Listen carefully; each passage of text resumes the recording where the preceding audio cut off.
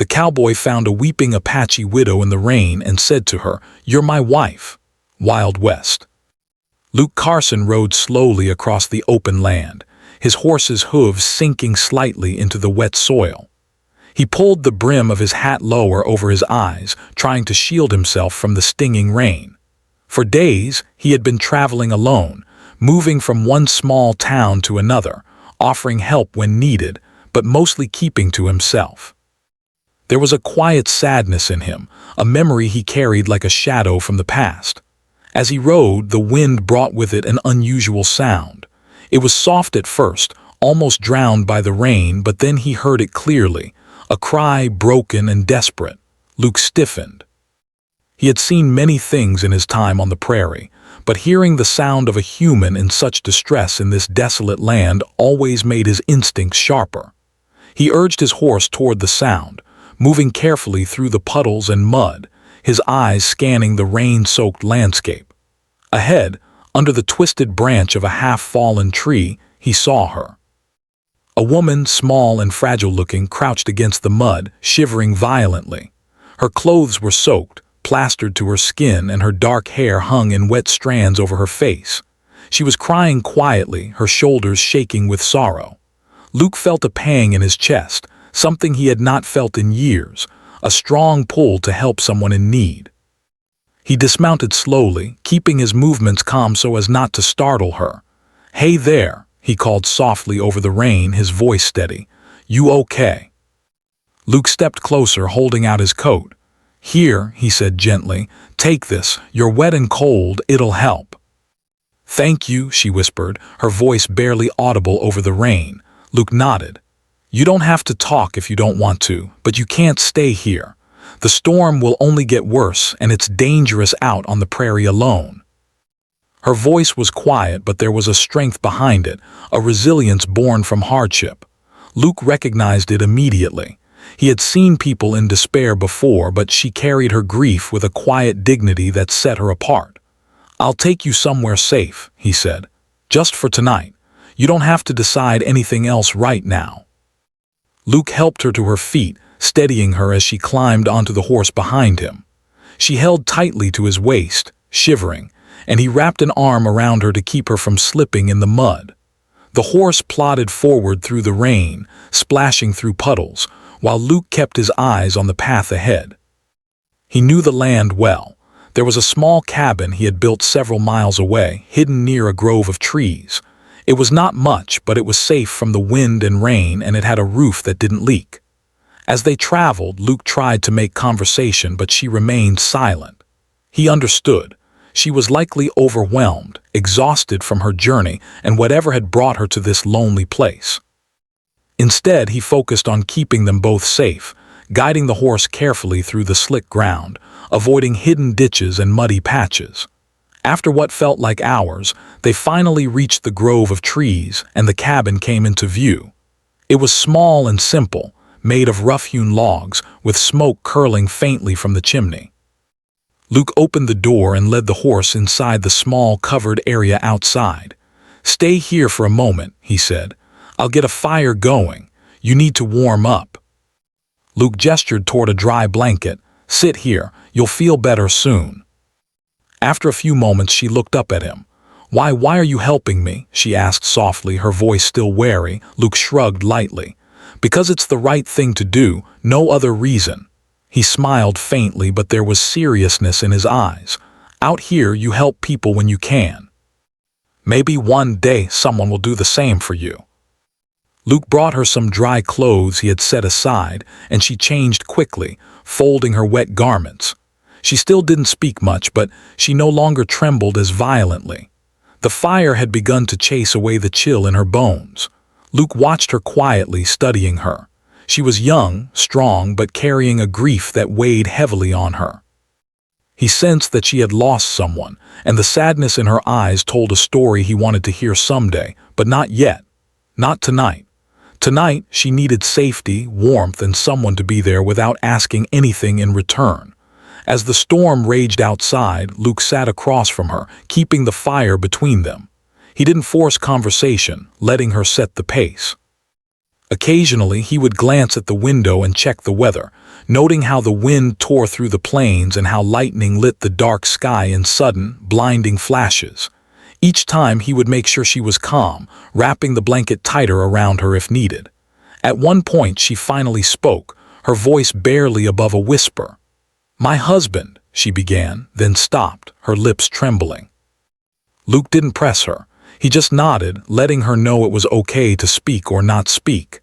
After a long silence, she whispered again, He's gone."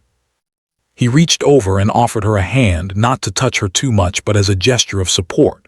She hesitated, then placed her hand in his for a moment. The warmth of human contact seemed to soothe her just slightly. Night fell and the storm outside began to lessen, though the rain continued to fall steadily. Luke and the woman, still silent, settled near the fire. He kept watch while she rested, ensuring that she would not be disturbed by anything in the night. The wind howled, but inside the cabin, there was a sense of fragile safety, a small shelter in a world that could be harsh and unforgiving. By the time the first hints of dawn began to lighten the sky, she had slept lightly, leaning against the wall with the blanket wrapped tightly around her. Luke watched her quietly, feeling a protective instinct he had not felt in a long time. He knew their meeting had been by chance, or perhaps by fate, but he also knew that both of them had changed in some small, profound way during the storm. The rain had stopped by morning, leaving the prairie wet and sparkling under the rising sun. Luke fed the horse and prepared a small breakfast. The woman awoke slowly, her dark eyes meeting his. There was a new understanding between them, silent but clear. They had survived the night together, and in doing so, a connection had been formed, a bond built on trust, care, and the shared experience of enduring the storm. As they prepared to face the day, Luke knew that this encounter was only the beginning.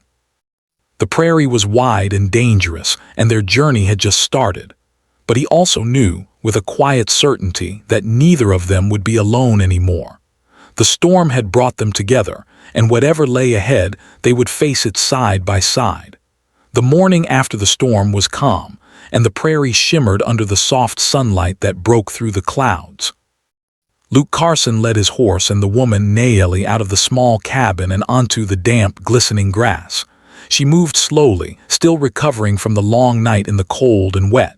Luke stayed close, not forcing her to walk faster than she could. There was no rush. The journey ahead would take time, and he wanted her to feel safe. "Are you ready?" Luke asked gently. Nayeli nodded, though her movements were careful and measured. She held onto the horse's saddle with one hand, and the other rested lightly on Luke's arm for support. She was still silent, but there was no tension now, only cautious acceptance. Luke felt relieved that she trusted him enough to follow him. The path to Luke's cabin was long and winding, cutting through open prairie, small forests, and shallow streams. Along the way, Luke noticed how alert Nayeli was to every sound and movement. She stopped occasionally, pointing out signs of animals or places where the ground might be dangerous. Her eyes were sharp and her instincts were strong, showing skills honed by years of survival in the wild. "You know a lot about the land," Luke said, impressed. "How did you learn all this?" "Every plant, every animal, every change in the weather. It matters." The journey continued, and Luke noticed that Nayeli's hands were still red from the cold. He offered her his gloves, and she accepted them, giving a small, thankful smile. It was the first smile he had seen from her, brief but full of meaning. He felt a strange warmth in his chest, a feeling he hadn't experienced in years. Protecting someone, helping someone was becoming more than duty. It was becoming something personal. As they moved forward, Luke shared small bits of his own story, careful not to overwhelm her. He spoke of life on the prairie, of towns he had passed through, and of times when he had helped travelers in need. He kept his voice calm, steady, and never judgmental. Nayeli listened quietly, sometimes nodding, sometimes simply watching the grass and the trees pass by. Finally, she spoke about her own past, haltingly at first. "My husband, he was taken," she said, her voice breaking slightly. "There was a raid I survived, but Her words faltered and she turned her face away. Luke did not push her to continue. Instead, he slowed his horse and let her process the grief in her own way. "I'm sorry," he said softly. "I can't imagine what that must feel like." He had learned that survival often meant trusting someone, but trust was hard to give. He kept his eyes on the path, but his mind was on her, thinking of ways to keep her safe. The rain from the previous night had left the streams high, and the ground was slippery and muddy. They carefully crossed a shallow river, Luke testing the water with his boots first. Naomi followed, her balance steady, though she occasionally stumbled in the thick mud. Luke reached out a hand when needed, helping her regain footing. The contact was brief but comforting. Each time he helped her, she seemed to relax just a little more. As they walked, Naomi began to point out small things, tracks of rabbits, safe plants to eat if necessary, even the warning signs of snakes in the grass. Luke paid close attention, impressed by her knowledge. "You've kept yourself alive out here alone," he said, a hint of admiration in his voice. Naomi looked at him, her dark eyes meeting his. "I had no choice," she said simply. "If I didn't know, I wouldn't be here." He realized that her presence was teaching him patience as much as he was helping her. By late afternoon, they reached the edge of a small forest that marked the final stretch to Luke's cabin. The trees were dense, and the ground was easier to walk on. Luke slowed the horse again. "We're almost there," he said. Naomi nodded, her eyes scanning the forest, noting every detail as if planning for potential dangers.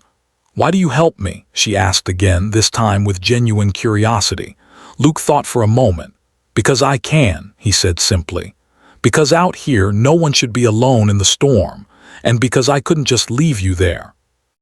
Instead, she looked down at the forest floor, listening to the wind whisper through the trees.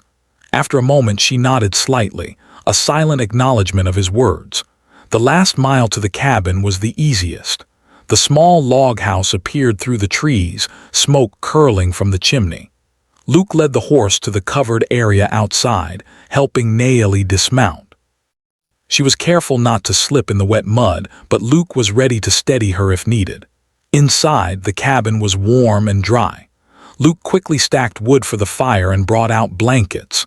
Naomi wrapped herself in one, still shivering, but her breathing had slowed. Luke handed her a cup of warm water and she sipped slowly, savoring the heat.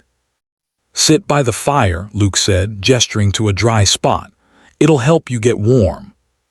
The storm outside had left the prairie wet and slippery, but inside, the warmth of the fire and the quiet companionship created a sense of safety. Luke kept watch over her, not pressing her to talk, not forcing her to reveal anything she wasn't ready to share. He knew that trust could not be rushed. Hours passed, and Naomi finally spoke again, her voice barely above a whisper. I don't know if I can trust anyone again," she said. "Not after what happened." "You're welcome." By evening, the rain had stopped entirely. The sky was clear and the stars began to appear, shining faintly over the prairie. Luke and Naomi stepped outside for a moment, feeling the cool night air. The prairie looked peaceful now, but both of them knew how quickly danger could return. Still, for this night, they had survived together. Luke looked at Naomi and saw a strength he admired. She had endured more than most people could imagine, and yet here she was, alive and determined. He felt a quiet respect for her, a sense that their meeting had not been by chance. Perhaps fate had brought them together in the storm.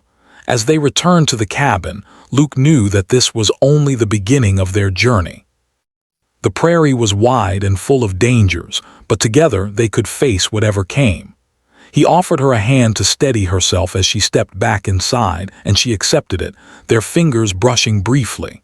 It was a small gesture, but it carried meaning, a silent promise of protection and support. Inside, they settled near the fire once more. Luke kept watch, while Naomi rested, still wary but beginning to feel the security that he offered.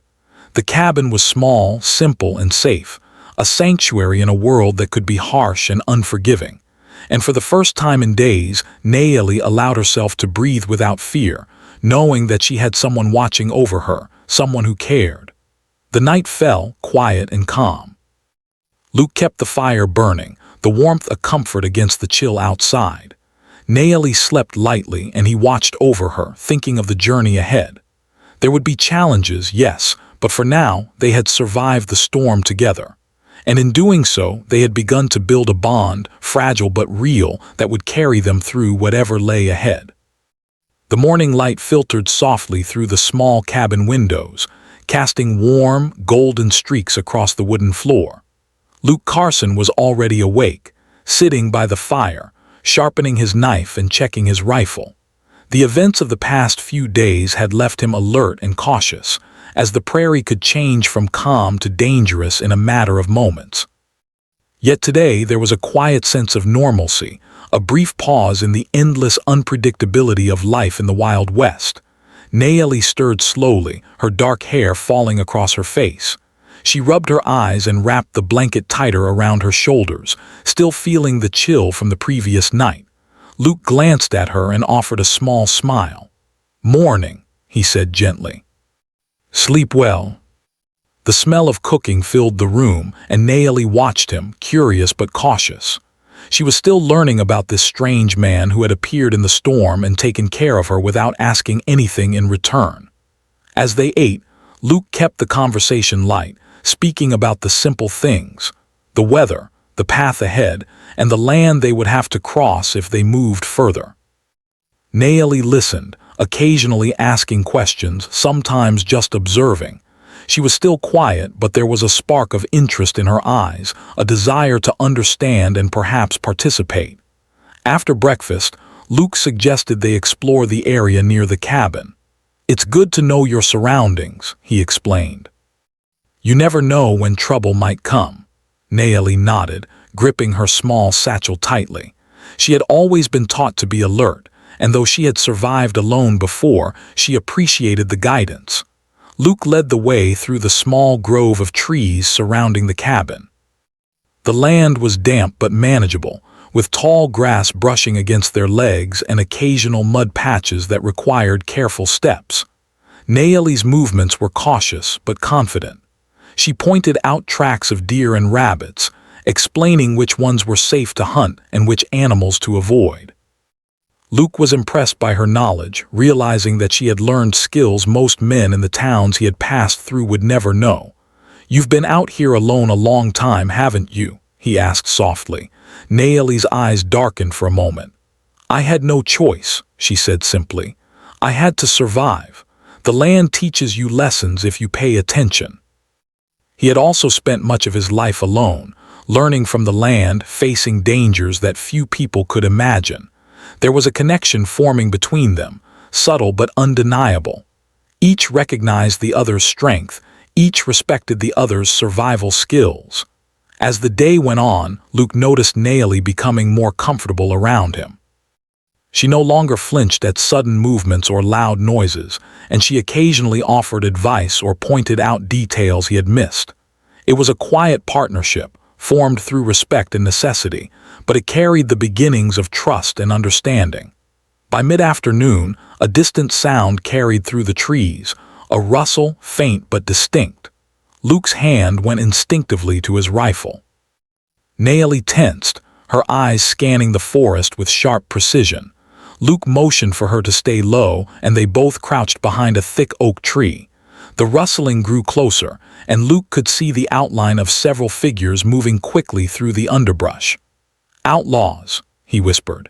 He had heard rumors of a gang that had been terrorizing travelers in the area.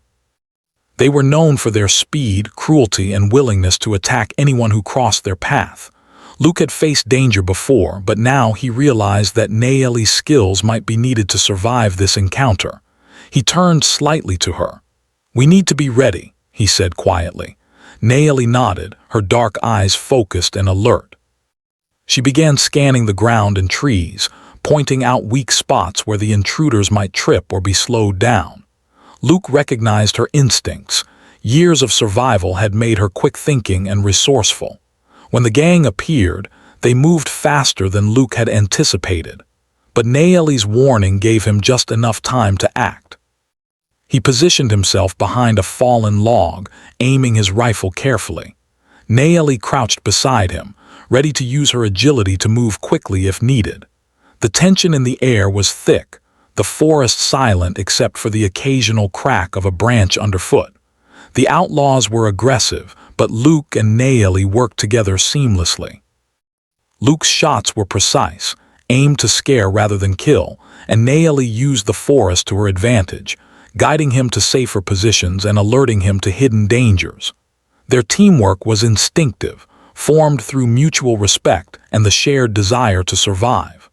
After a tense standoff, the gang finally realized that they were outmatched and retreated, disappearing into the forest.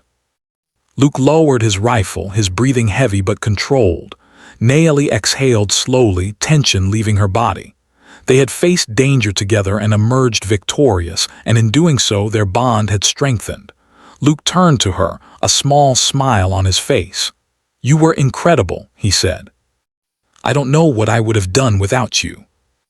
Luke showed her how to strengthen the door and windows, how to create small traps around the perimeter to warn of intruders. Nayeli contributed her knowledge as well, setting small signals and using the forest to their advantage. By the time the sun began to set, the cabin was safer than ever, and both felt a quiet satisfaction in their work.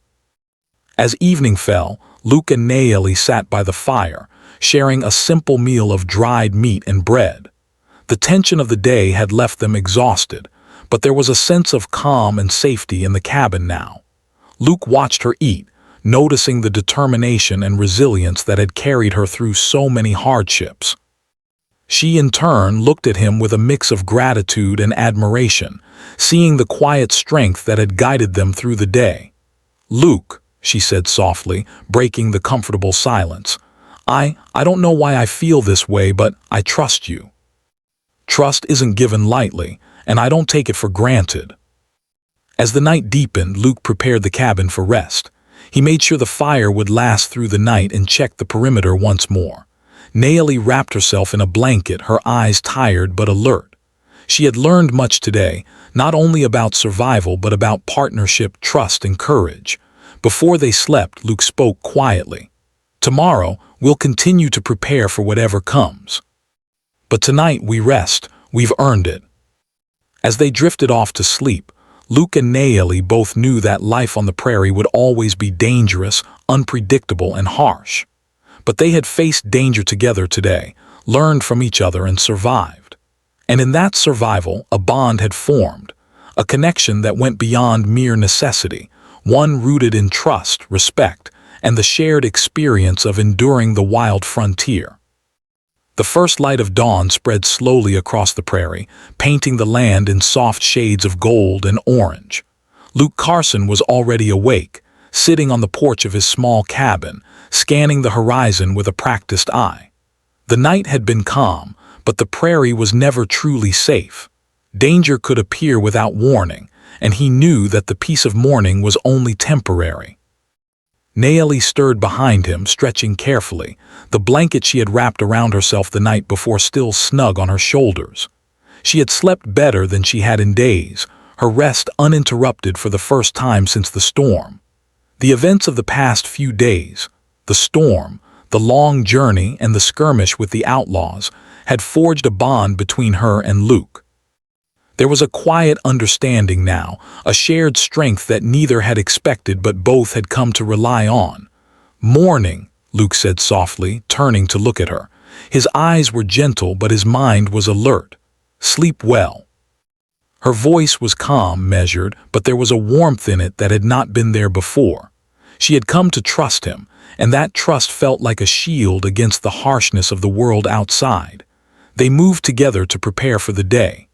Luke fed the horse and gathered supplies, while Nayeli helped organize their small cabin. Their movements were quiet and efficient, a silent rhythm formed from mutual respect and shared purpose. For the first time since the storm, there was no fear in her eyes, only determination. As they stepped outside, a sudden noise caught their attention. A group of outlaws, faster and more aggressive than the last, emerged from the tree line. Luke's hand went immediately to his rifle, and Naomi moved instinctively beside him, her eyes sharp, body tense, ready to react. The outlaws, unaware of how prepared they were, advanced cautiously, expecting an easy target. Luke and Naomi exchanged a brief glance, a silent communication born of trust and experience. They had faced danger together before, and now their combined skills were a formidable defense. Luke aimed carefully, his movements calm but precise, while Naomi used the forest to her advantage, guiding him to safer positions and alerting him to hidden threats. The outlaws charged, their shouts piercing the quiet morning air, but Luke and Naomi were ready. Luke fired a warning shot, and Naomi quickly moved to create obstacles, tipping over logs and using the natural terrain to slow the attackers. They moved together seamlessly, their actions instinctive, each anticipating the other's moves. The skirmish was tense and swift.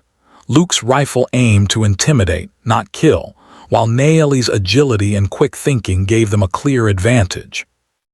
Within moments, the outlaws realized they were outmatched and retreated, disappearing into the trees. Luke lowered his rifle, breathing heavily but controlled, while Naomi exhaled slowly, her body relaxing for the first time in hours. "You were incredible," Luke said, his voice filled with admiration. "I don't know what I would have done without you."